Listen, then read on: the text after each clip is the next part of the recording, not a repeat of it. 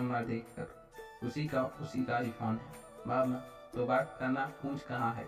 एक ही phone pick करके hello hello आप कहाँ हैं? वहीं जहाँ आपने मिलने को बोला था, आधे घंटे से बैठी हूँ, आज भी नहीं आने वाले क्या? देखिए आपको नहीं मिला तो सीधे मना कर दीजिए, मुझे भी कोई दिलचस्पी नहीं है आपसे मिलने में, लेकिन इस तरीके से बुलाकर परेशान मत कीजिए।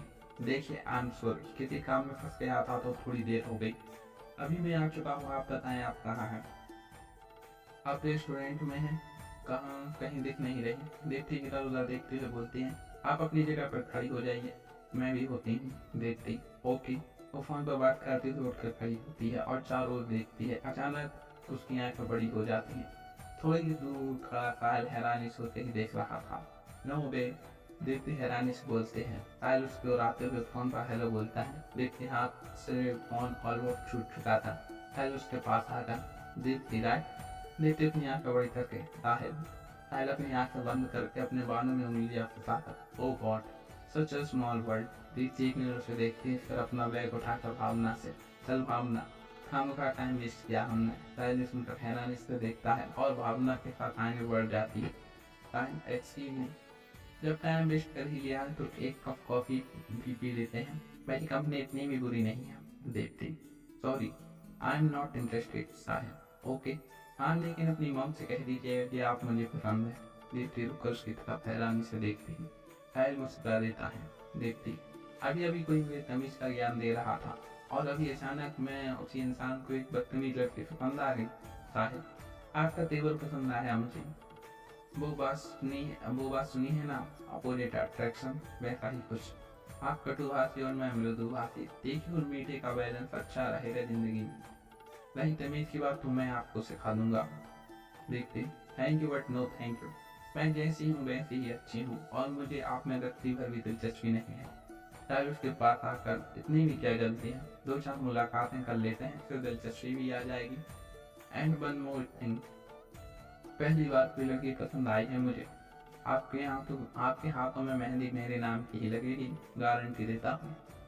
वो उसे देखकर मुस्कुरा कर आगे बढ़ गया, फिर रुक कर देखती वेट साइड साउंड्स क्यूट। इतना बोलकर वो बाहर चला जाता है। दीप्ति से हैरानी से घूम रही थी। वाह ना वाह, कितना डिसेंट और कितना कूल है, देखो भी कितना अच्छा है। मैं तो इम्प्रेस हो गई बंदे के एटीट्यूड से।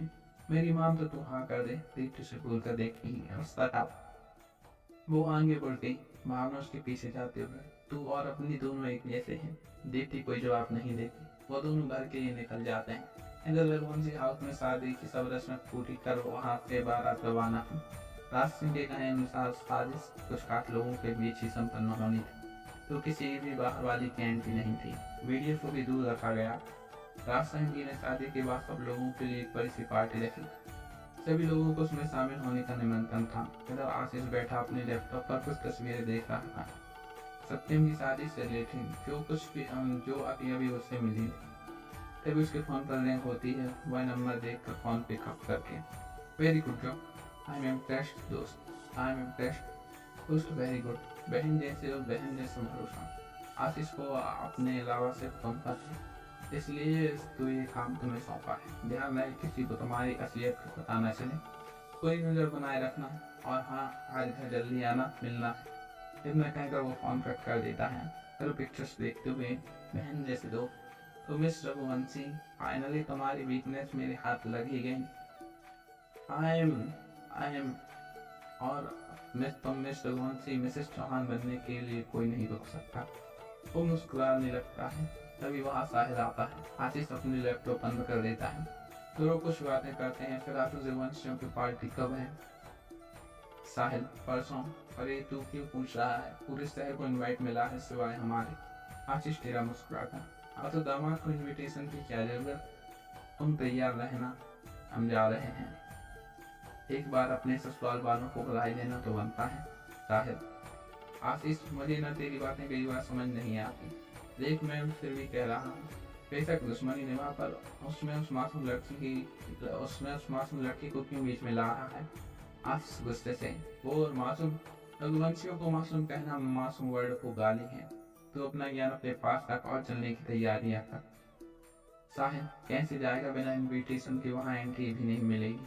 आशीष वो मैं संभाल लूँगा। हमें एंट्री भी मिलेगी और स्पेशल अटेंशन भी पार्टी वाले दिन। पार्टी की बड़ी भव्य तैयारी हुई थी। शहर के सभी नामी लोग उसमें शामिल थे। हर चीज़ की व्यवस्था देख रघुवंशियों की शान झलक रही थी। रामदेव जी और प्रताप जी सब मेहमानों के स्वागत में लगे थे। वहीं गर्ल्स गैंग अपनी तैयारियों में। मेहमानों का आना शुरू हो गया था। वो रासन जी आशा सत्यम और राधिका को लेकर आने के कहते हैं। आशा जी और आराधना उन दोनों को लेकर आते हैं। दोनों भी बड़े अच्छे लग रहे थे। सब लोग उनसे मिलकर मुबारकबाद दे रहे थे और कुछ क्लिक करवा रहे थे। तभी रास्ते जी की नजर आशीष पर पड़ी, जो कुछ लोगों के साथ आ रहा था। रामदेव जी ये देखकर गुस्से से उसकी तरफ बढ़ते हैं, लेकिन रास्ते जी उन्हें रोकते हुए रामदेव शांत रही।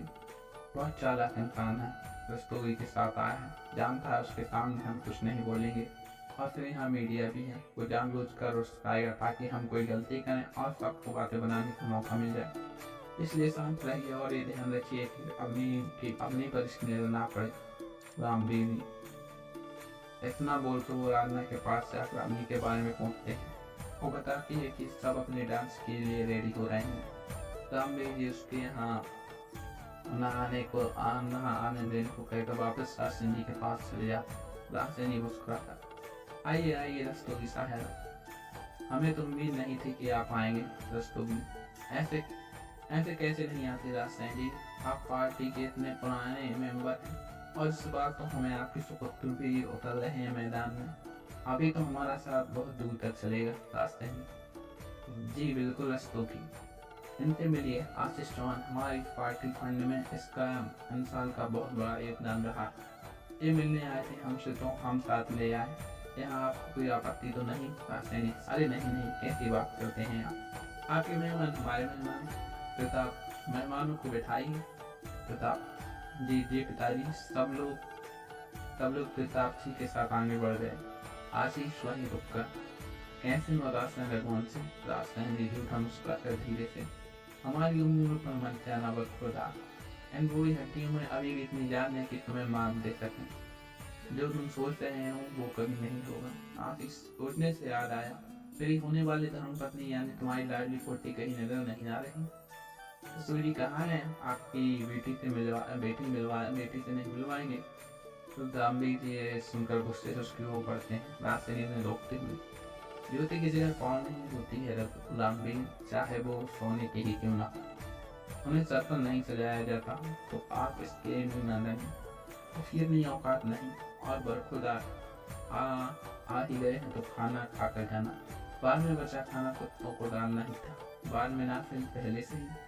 आशीष तेरा मुस्कुराकर, एक बार फिर याद दिला देता हूँ, यही गली का बदनाम कुत्ता तेरे घर का दामाद बनेगा। एक और बात रास्ता, तू चाहे लाख कोशिश कर ले पर ये होके रहेगा। उसे मैं तेरे सामने लेकर जाऊंगा और तू कुछ नहीं कर पाएगा। रास्ता, खुश फहमी बहुत अच्छी होती है, गलत फहमी बहुत